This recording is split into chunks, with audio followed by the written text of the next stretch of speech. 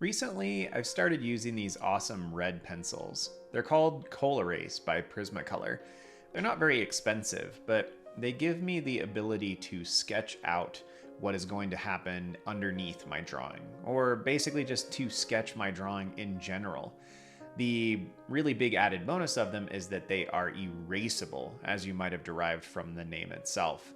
I don't know distinctly why red or blue colored pencils are more enjoyable to work with for me than a standard graphite pencil, but they certainly are. There's something about them that feels official, enjoyable, fun, almost just different. I've spent 30 some odd years drawing with regular pencils for all my sketches, so it's kind of fun to work with something different. The ink goes over them beautifully. And I really love this brush pen. I believe Micron makes this one. This is one of those mediums that took me a long time to master. It can give me really, really thin lines or quite thick ones. I could even use it to fill in large areas of darkness if I wanted to. But it took me about a year of very limited use. And the reason I say that is I'm not very patient when it comes to new art media. I would start working on it and immediately go, this isn't doing what I want it to, and then I would do something different.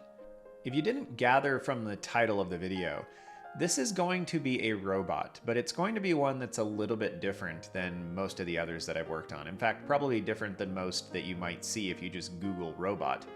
I've done a lot of these recently, and most of them obviously are practices in perspective drawing. Lots of boxes, spheres, and cylinders.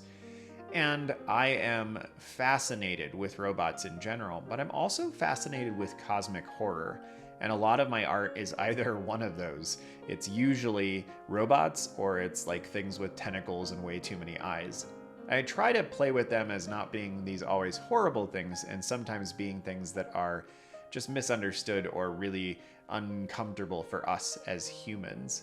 And so I started this just by making a whole bunch of circles and ellipses. And the idea is these are going to be eyes of some kind. I don't really know how they're going to work out at this point. At this point, I am deciding that I don't want to feel like I have to deal with all of the details in and amongst all those pieces. And so I'm going to just create some black shapes and then shade in almost everything that's back behind all of those focal points. You don't need to feel like you have to detail everything.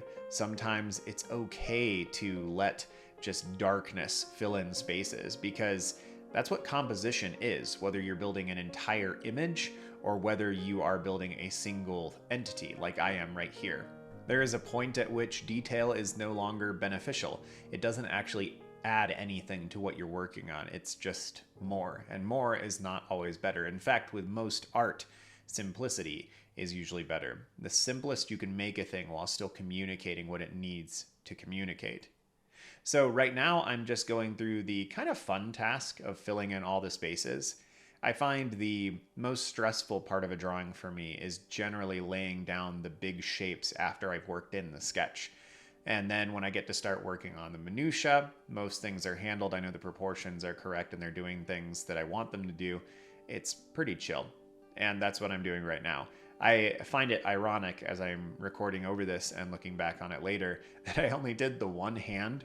I have a feeling I wasn't 100% happy with it. Or honestly, that I worked on the right side of the drawing and I'm right-handed. And so if I try to go over to the left side right now, I'm going to smudge things.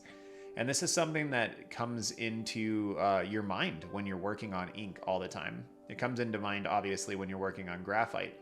But when you're working on ink like this, where the whites are really pristine, if you smudge something, it's often really detrimental. I didn't plan on these two eyes here. And in the finished product, they do come across more as eyes and the rest of them almost like lights. And maybe that is what it is. It doesn't really matter. It's kind of just an intriguing way to represent whatever this behemoth is. I find the challenge of these kinds of drawings to be really interesting. I don't necessarily like being challenged just for the pain or for the sake of the growth, but I really enjoy giving myself random prompts, things to work through that I don't necessarily know how they're going to end up. And in this, where I've just sketched out a bunch of shapes, I haven't worked out any of the details of the robotics. I don't know if I'm going to decide to care about them or not in this.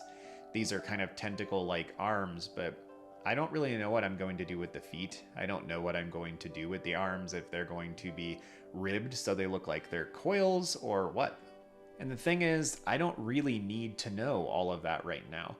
And when you're working on your sketches, you don't need to know every single detail and every facet before you begin either.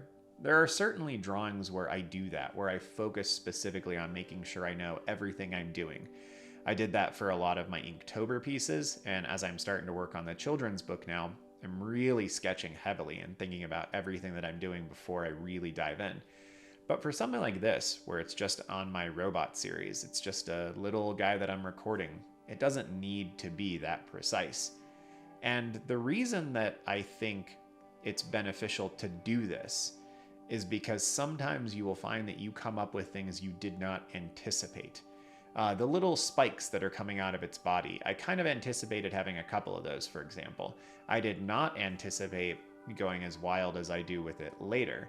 And I didn't really know exactly how this thing was going to come together. So I have a fun time working on drawings that are fully designed projects where I know what the intention is.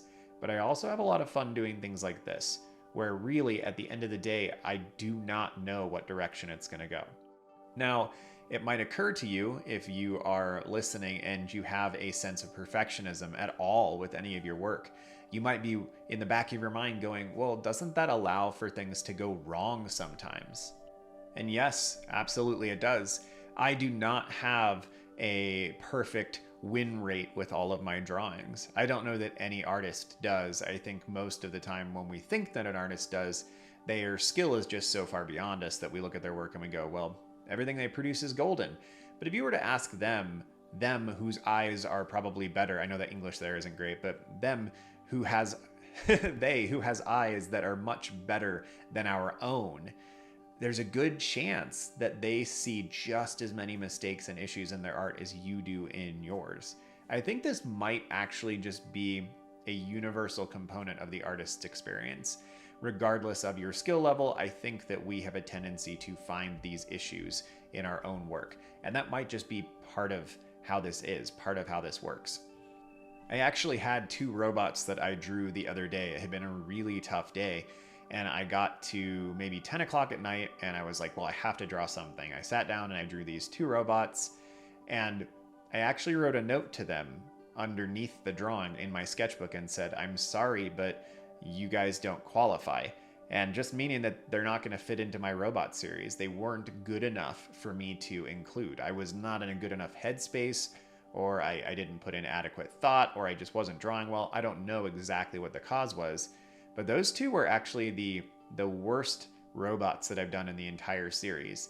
This guy right here is number 88. I've done a lot of these so far, and they don't all turn out awesome. Some do, but these 2 were actually bad enough that I just went, these are failures. And frankly, as much as I talk about failure on here, I don't feel like much of my own artwork is a failure often.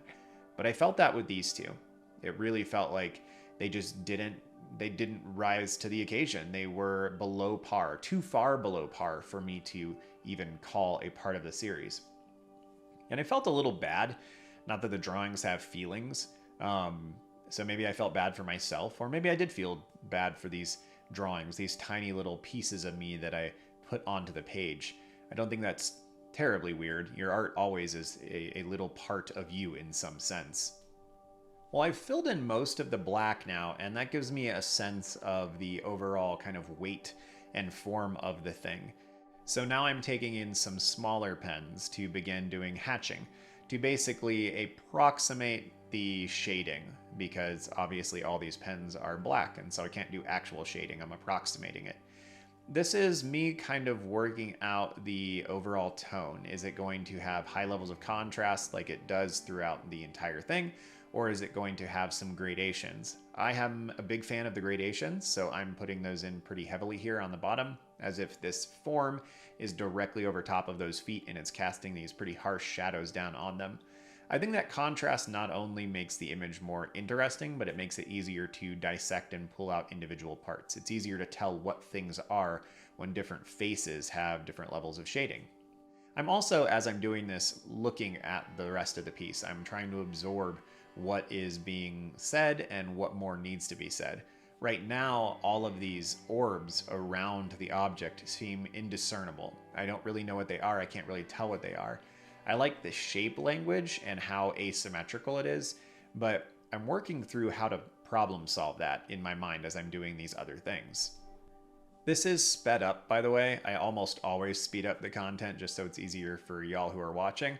It's only at 2 times right now, so the drawing as a whole took about half an hour. That's pretty normal for these kind of drawings. As you could imagine though, if I had decided to do all the detail work behind all of these things around that central mass, it probably would have taken another half an hour, so the drawing would have taken an hour in total. I generally keep these to about 15 minutes to half an hour, but I do have several that have taken me 3, 4, 5 hours, and I have some that have taken me 5 minutes. It's really hard to tell, and I try not to limit myself or time myself on them because that's just not the point.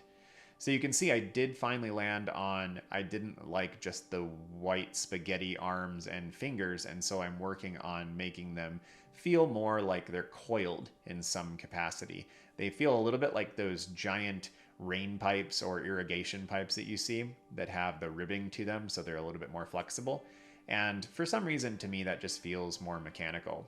It is kind of this odd eldritch thing, right? It has so many eyes. Maybe they're eyes, we don't know. It has tentacle-y things. And I think the biggest kind of eldritch component that I like to introduce in my art, and that I really appreciate in other artists' work, is that there's a certain capacity of unknowability.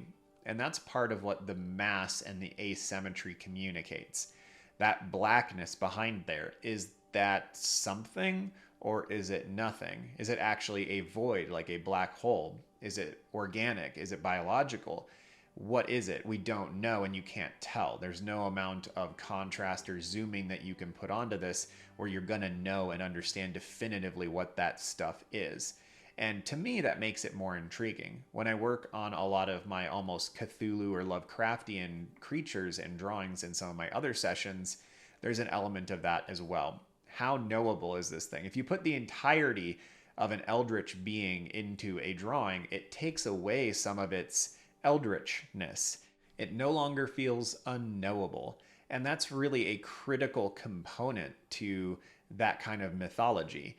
We get that a lot in Tolkien's work, where when Gandalf falls with the Balrog into the mines of Moria off the Bridge of Khazad-dûm, he hits the pool at the bottom. And originally in the movies, they were going to have the slime Balrog kind of get up and whatnot, but that's neither here nor there.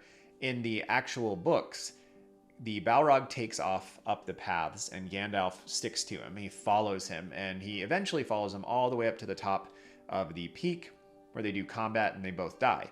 But Gandalf talks about going by paths and that there are nameless things that gnaw at the roots, at the feet of the earth. And he says he's not going to talk about them, and that they were there before Sauron came, and the Dark Lord knows them not. And he also says he's not going to talk about them because he doesn't want to bring darkness into the light of the world above the caves and above the darks of Moria. And that's a really interesting thing. Like, these things, even muttering about them or talking about them, might have some metaphysical power. There might be something of them that is brought to the surface if he is to talk about them. And I love that idea. I love the fact that Tom Bombadil is never explained, that we never quite know what he is. And those kinds of mythological components mirror our own world because we don't have all the answers.